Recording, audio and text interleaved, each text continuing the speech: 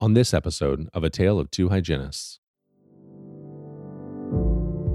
We all know the impact aerosols have, not only, again, for our own health risk and what it could potentially, those aerosols could carry, but also just the inconvenience factor, right? Our face shields are getting covered with aerosols. Our mirrors were constantly stopping. Our patients are getting that free facial. And so this is a gel that you actually put in the water for your ultrasonic scaling unit. And the gel is polyethylene oxide, so it's a polymer crystal that's coated in glycerol, so that is water soluble. You go ahead and mix that solution, you let it rest for 10 minutes, it dissolves fully in the water, then you pour that water into your reservoir, and now you're able to treat 4 patients out of that bottle. And it is significantly, can reduce up to 99% of those aerosols. Yeah, this is a tale, oh yeah, a tale of two hygienists. So there might be only one, bringing the best of dental knowledge, and we do it all with ease. We cover oral health and screening, and preventing gum disease. We're gonna do a lot of learning, and have a little bit of fun working at the dentist. A tale of two hygienists. Welcome back, everyone, into another episode of A Tale of Two Hygienists. This is a special bonus episode with Tabetha Magnuszewski, in which we talk about her amazing career path in product development, research, and testing. We're really excited that Ivoclar is unveiling a new product here at RDH Under One Roof that promises to reduce aerosolization up to 99% while using an ultrasonic. I can't wait for you to hear about that in this episode. And I'll tell you that at the very least, it's going to be great to not have the spray spots on face shields and glasses anymore. I've seen the demo here at RDH Under One Roof. It looks really, really cool. I think you're really going to like it. Be sure to check out the show notes for the links mentioned in this episode, including Tabetha's email address. She does have an interesting spelling to her last name, and so I added that into the show notes in case you want to get a hold of her for any reason. Thank you so much for listening. Thank you to Ivoclar for partnering with us on this episode, and thank you also to Erica Flateau for jumping in as co-host. We know that you're going to love this episode. A tale of two hygienists. Welcome in, listeners, into the interview portion of this podcast. We are live on the floor of RDH Under One Roof, joined today by Tabetha. Tabetha, thank you for being on the show with us. Oh, thank you so much for having me. This is so exciting to see all the dental hygienists so hungry for knowledge. I just get so invigorated by the shows and seeing everybody. So thank you. How many have you been to before? Ooh, for Under One Roof, this particular show, this is my 4th. Nice. Yes. It's different though, right? It's got a different vibe. Oh, it's a totally different vibe. And I think as a hygienist, coming to a show for hygienists is just a totally different feel than going to Chicago Midwinter or Yankee, where you still have the energy, the vibe, the show floor, the exhibitors, but it's not geared towards hygienists specifically. And so sometimes the language is a little different, or, the focus might not totally be there. So, and like you walk down like the exhibit hall floor and they're like, doctor, oh, wait, no, hygienist. Yeah, I know, oh, right? You're not that important. They're checking your badge as you walk by. Yeah, and so it was so funny. We did a focus group and we had hygienists, and we were just, we're throwing some ideas because Ivoclar is not well known in the hygiene space, and yet we have these great preventative care products, and yet so we brought everyone in just again to have a conversation. Like what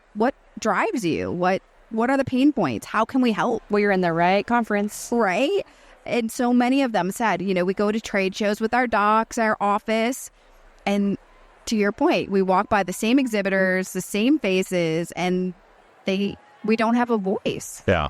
And so I love podcasts like this. Like, you give us a voice, right? Yeah, it's going to be great. I mean, so we're going to get into Ivoclar, listeners. Don't worry. Like, we have some stuff planned for y'all today, but like, you nailed it a little bit. Like, not to jump all over what we're going to talk about later, but like, the product line from Ivoclar is, I think, restorative. Honestly, that's a thing, and I hopefully as we have this conversation today, we'll kind of dispel that a little bit. Talk about a new, really cool new product coming up.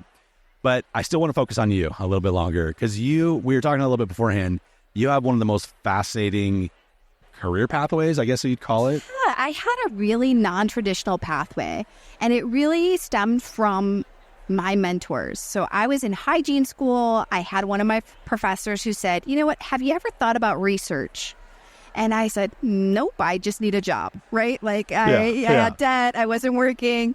And so she said, I think you'd be great at research. And so I started my hygiene career as a clinical research coordinator at the University at Buffalo. Can we let's talk about your day-to-day with that. What does that mean exactly, though? Exactly, right? So I used to tell my friends and family, like, you know when you see those commercials 9 out of 10 dentists prefer? Like, I was the person who wrote the study that 9 out of 10 dentists I knew who prefer. that one dentist was, and terrible dentist. Right, exactly. But no, you really, you recruit patients to be included in studies to test dental materials. And being in a university, you work with the students to kind of find those patients that would be qualified for that. And so as a research coordinator and a dental hygienist, it was so fascinating because we tested a lot of dental materials for a lot of different dental manufacturers. And so I learned about adhesive dentistry and composites and ceramics and curing lights and dental adhesives that I might not have learned about in the hygiene space. I'm curious a little bit more about like how you found those patients, making sure you had a good like cross section of different types of patients, the ones that were like really like appropriate for the study. How did you guys do that? Yeah, we had screening processes. So you hear, especially during COVID times with the vaccines, right? The FDA is involved, and you have to set standards of who's included, who's excluded, what you're specifically testing. You have to really, we talk about informed consent, but you have to walk that patient through every single step, procedure, appointment, what you're doing at each of those, how you're evaluating, how often, and really walk through. And so you're really picking those patients that, for me, it was about need. Right? They really needed the treatment. Maybe it was a financial where they couldn't afford it, and that they were willing, right? They wanted to try the latest, greatest, newest thing out there, and were willing to come back and see us so that we could evaluate and make sure that again, it was performing the way we wanted it to perform. And if there were any hiccups along the way, that we were retreating or correcting those aspects so that, again, they were always in that state of health. And that's a win-win, taking care of the person and then you benefiting from the research. What a service. Yeah. Was there ever like a surprise product where you're like, you know what? This has performed way better than we all thought it was going to. Oh, absolutely. So there was a product, we never launched it at Ivoclar, but there was a product I tested in 2005 that I thought was a game changer. I still talk to them about like, when are we going to revisit that? And can we launch that yet? However, the chemistry was such that it wasn't ideal. And so that's why we chose not to move forward with it commercially. But there was that one that I was like, oh, I really wish we had that product. But also thank you for not moving forward with a subpar product though, right? Yeah. I mean, that's the thing. Yeah, for sure. What kind of hygiene products did you end up testing? So, I'm a Buffalonian, so go Bills. But I'm a true Buffalonian. and all that entails, right? Yeah. And so my hygiene education was in Ivoclar's backyard. And at the time I was in dental hygiene school, Ivoclar had launched Cervatec Plus. And so our hygiene school used Cervatec Plus in practice. So I learned that product as part of my replanning and scaling protocol. And I didn't realize why it worked at the time. I was just like, no, I learned the step 1, step 2, we're very protocol driven individuals. You have to be. Yes, yeah, right. Yeah. And so we learned it at school, and I had the opportunity to work with that product. And then I, again, got into faculty practice, and that was my replanning and scaling.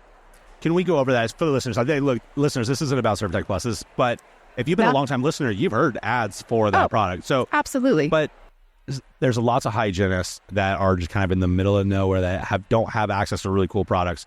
Do you mind just going into what Cervatec Plus really is? Oh, absolutely. So Cervatec Plus is a chlorhexidine thymol varnish, right? So it is a distinct, unique mechanism of action. It's a varnish, right? We're applying that professionally in the office. What I didn't understand before was we know the benefits of chlorhexidine. We know that it's indicated for sensitivity, but off-label use is an antimicrobial. So we use it for preventative treatment all the time in that space, just like we do fluoride varnishes. But what I didn't know in hygiene school was that the use of thymol is an antifungal. So if you ever had those patients, and I know I've had tons of them, that just, they seem like they're doing everything right, but yet they still have a challenge with inflammatory process. And you're like, I don't know what to do. They keep having attachment loss. We're doing our root planning and scaling. They seem like they're receptive to home care and they're doing what they need to do, but we're still having trouble. I think it's the thymol. So that unique combination, chlorhexidine thymol, because it's an antifungal, we don't realize that in the presence of fungi, bacteria is more vigilant, it's more prolific, grows faster. So now we have a product that is combating, because we don't know what's in the biofilm. Is it, you know, bacteria? You have to do testing. You have to figure that out. I mean, that's a long process. It can be expensive, all of the things. Yeah. Yeah. So to me, like, that was why it worked. And I didn't understand that until I worked for the company and understood the chemistry a little bit more. But I knew chairside that my patients were benefiting. Yeah. And I was seeing real tissue change. It's pretty cool. We've used it in our clinic. It was very helpful. And weirdly, it's the same thing. I experienced the same. I didn't know that why it was working per se, but I remember I had a patient and it was like, I mean, the deepest pockets, everything was right. You could not see a speck of calculus on any of the teeth. Dehydrate them, do whatever. You're not going to find anything. And we keep coming in. They're still bleeding, pocketing, but nothing visible, like no calculus, no anything. And then we started using them. Like, oh, we're starting to see a little bit of improvement. It didn't fix it overnight. It wasn't like a miracle cure or anything like that. I want people to be like, oh my gosh, let's rush out. It's going to cure all of our patients. But it was very helpful for our patient. Yeah. So. What I was doing was, you know, if I was only treating a quadrant or half mouth, I would apply it to the entire dentition. And at that year and a half mark, I would say, of applying it every 3 months at every time they came in, that's when I would see it. So to your point, it wasn't an immediate, but between my root planning and scaling and the combination of using the chlorhexidine varnish, the Cervatec Plus, I was seeing significant change after that using it for that period of time. What other hygiene products do you get excited about? Oh, I get so excited about so many. We got time. Let's talk about all of them. We could just talk forever. So we have a new one that we just launched today at the show here. It is called our Vivadent Aerosol Reduction Gel. Buckle up, listeners. Here we go. Let's do this. This is insane. It really is exciting. When I got the press release before it, I'm like, this is a game changer. Yes. So we all know the impact aerosols have, not only, again, for our own health risk and what it could potentially, those aerosols could carry, but also just the inconvenience factor, right? Our face shields are getting covered with aerosols. Our mirrors were constantly stopping. Our patients are getting that free facial that they didn't exactly bargain for. And so this is a gel that you actually put in the water for your ultrasonic scaling unit. So for those tabletop ultrasonic units, whether they're piezo, whether they're magnetostrictive, you can use it as long as it has its own bottle system. That was my question. Yeah. Right now. Now we're doing additional testing through the chairs and things. But for right now, through those tabletop units that have their own water bottle, own reservoir, you would go ahead and mix the solution. So we give you the bottle, which is dishwasher safe and all of that. And you get a gel. And the gel is polyethylene oxide. So it's a polymer crystal that's coated in glycerol so that it's water soluble.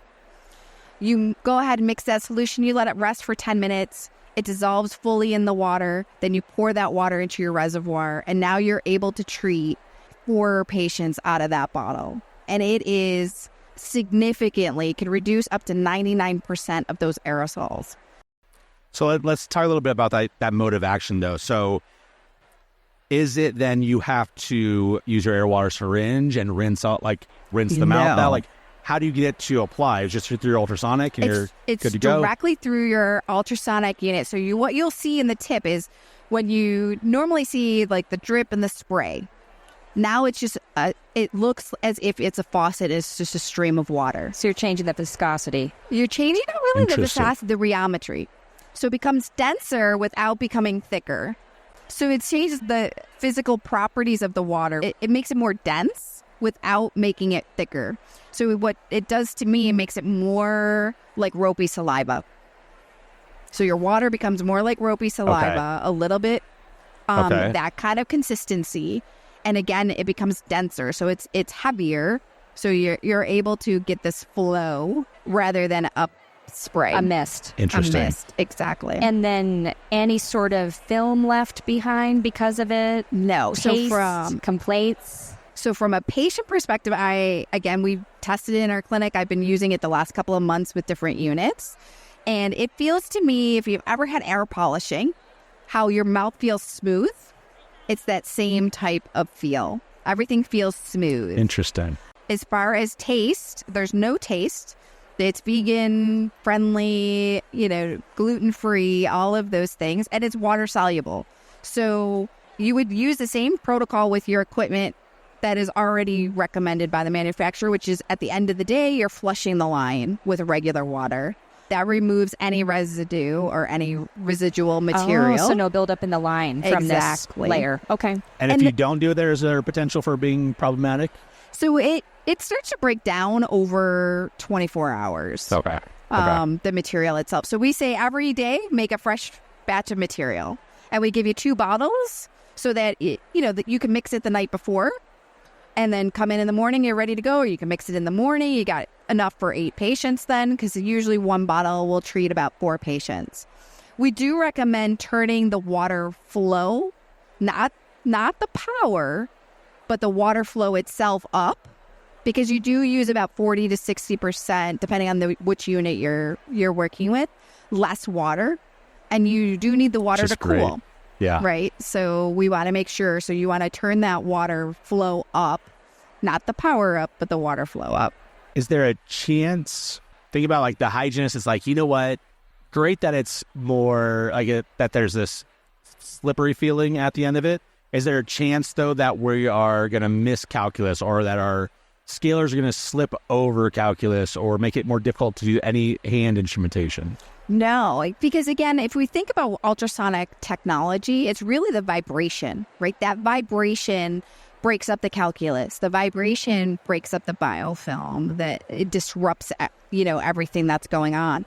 We have a perception. I know I did initially. I was like, oh, the water does something, right? The water's really removing the stain. No. And again, I've seen patient after patient over the last few months of working with this product where I've seen it over and over again. So it's really just a mindset. Okay. That you're like, oh, wow, okay, I get it now, right? Because we know it, but just you forget about it as you're working with it. So so you just launched it just now. Do you all have like price points, or I'm trying to think, like, is it cost prohibitive? Is it affordable? How do you do this? Yeah. And get our doctors to buy into it? Yeah. So we have a starter kit. The starter kit, I want to say, retails around $400. It includes 2 of the mixing bottles and 100 of those sachets. Oh, wow. Okay. Right? And they're individually dosed. And they have the instructions on them. It's really a nice, aesthetic little package. And so when you figure you get 4 patients per sachet or packet, the Europeans, I think, came up with that word for us. But you get, 4 patients. So it's about $1 per sachet or packet. Yeah. Right. Which is not bad at all. You're like 25 cents a patient. Yeah. And it needs about a 10-minute sit time, right? Yes. Yeah. Yes. So that's not bad in the morning if you mix it in the morning. No, not at all. And then again, you can mix it ahead of time. So even, a half hour, 2 hours, if you're, mixing a couple batches up, then by the time you get your chair set up, go get your patient, pour it into your unit, you're ready for the day. So you're telling me when I'm using my mirror suction and I'm ultrasonicking, I'm going to be able to actually see in that mirror suction? Yes. And so it was so funny. We did a field evaluation, right? And we had some beta testers try it out. And, we anticipated some of the benefits, right? We anticipated, they were like, wow, I didn't have to worry about my face shield or even wear a face shield. I didn't have to keep stopping to grab the high volume evacuation. I didn't have to keep stopping with my mirror. We anticipated those things because we had witnessed them. What we didn't anticipate was the ergonomics. So it was just kind of one of the comments that we saw from a couple of our evaluators that were like, I didn't have to bend my neck. I didn't realize how many times I was stopping to change my position in order to see the field. We all talk about it, but I didn't realize how much I was doing it personally until I had this product and I was using it and I didn't have to move. Yeah. Oh, that's fascinating. Yeah, that's the unintended benefits that we get. Yeah. Are you selling through distributors? How are we doing this? Yeah, so all of our clinical products, we route through our distributing partners. So the major ones already have it in stock, are ready to go. We also offer lunch and learns and demos. So definitely, head to our website. If you're not here at the show, you can certainly look up Vivadent Aerosol Reduction Gel. And one of our team of hygienists that we have will come out and do lunch and learns, do demos, really walk you through step by step, make sure your equipment, right, we're specific to right now those tabletop units. We're not recommending through the chair because we're still testing hand pieces and different pieces of equipment that run through the chair. Okay. We hope, the goal is to get it there as well. But yeah, check it out on the website. And like I said, our team will come out and demo it for you and walk you really through all the nuances, the science that we've done. And just so you know. I love lunch and learns, though. Lunch and learns like such an easy and great way to learn. Yeah. I don't think that we, especially a private practice, we never had enough of those. Oh, right? Look, not to go on a tangent, but I think the office managers were the gatekeepers and they're too busy to do that. I'm like, yeah, but we still need to do that.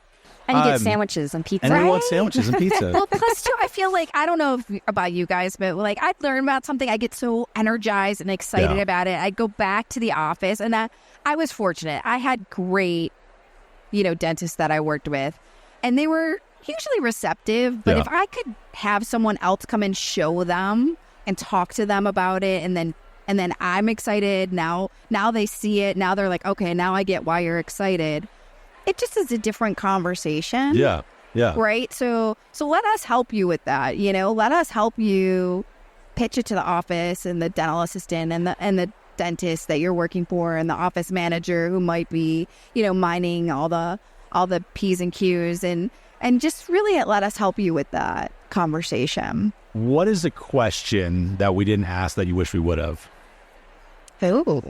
Question about how do you say Liechtenstein? I guess that's where I have a Liechtenstein. Oh, we didn't even cover too much about the history and stuff at the company. Yeah, Ivoclar is a unique dental manufacturer in that we are still family owned. Cool. Which is awesome. And our global headquarters is in Liechtenstein. So it's a small little country between Austria and Switzerland. It's beautiful between the Austrian Alps and the Swiss Alps. And it is a principality, meaning that there is a prince, and our founder is related somehow to the royal family. It's a pretty small population. Yes, it is. Chances are high. Yeah, Exactly. But what I would say to all hygienists out there is really, I know you've heard it before, right? Find your tribe. But throughout my career, I've been so fortunate to have so many great mentors and just so many great learning opportunities. And I just encourage everyone to really take advantage of who you meet and who you come in contact. There's so many great dental professionals that are willing to share their expertise and share their knowledge and help guide you, and take advantage of all of that. And don't be scared to approach them. No. That's the other thing. They're just all so approachable. Exactly. And the sky's the limit. And I just encourage you to reach out and use those resources. And so that you can, again, we've got such great opportunities, great dental profession. And it's really awesome to be part of that. I wish the listeners could see your eyes as you're talking about this and throughout the whole entire conversation, because you can tell that you love this profession with a deepness that not very many people have. So lucky to have you on. If someone wanted to reach out, though, and get to know you a little bit more or have other questions, like how can they reach out to you, or, the website, everything, all that kind of stuff? Yeah, absolutely. So my personal, I have a very long last name. So my full name is Tabetha Magnuszewski, which is every alphabet soup, right? So you could totally email me at Tabetha, which is TABETHA Magnuszewski, MAGNUSZEWSKI @ivaclar.com. You can also reach out ivaclar.com. There is, again, ways of requesting more product information. I am on Instagram. I'm very limited in my Instagram presence. I'm almost embarrassed to even put it out there, but I am Tabber314 if you wanted to check me out there. Now I'm going to have to build my social media page. That's all right. We'll put your email address in the show notes. So don't feel like you have to try and look her up any other way. Just go to the show notes. Email address will be there, so you can copy and paste into your email. Well, thank you so much for being here. Appreciate it so much. Thank you so much. It's fun. Awesome. Yeah, this is a tale, oh yeah, a tale of two hygienists. So there might be only one, bringing the best of dental knowledge, and we do it all with ease. We cover oral health and screening, and preventing gum disease. We're gonna do a lot of learning, and have a little bit of fun working at the dentist. A tale of two hygienists.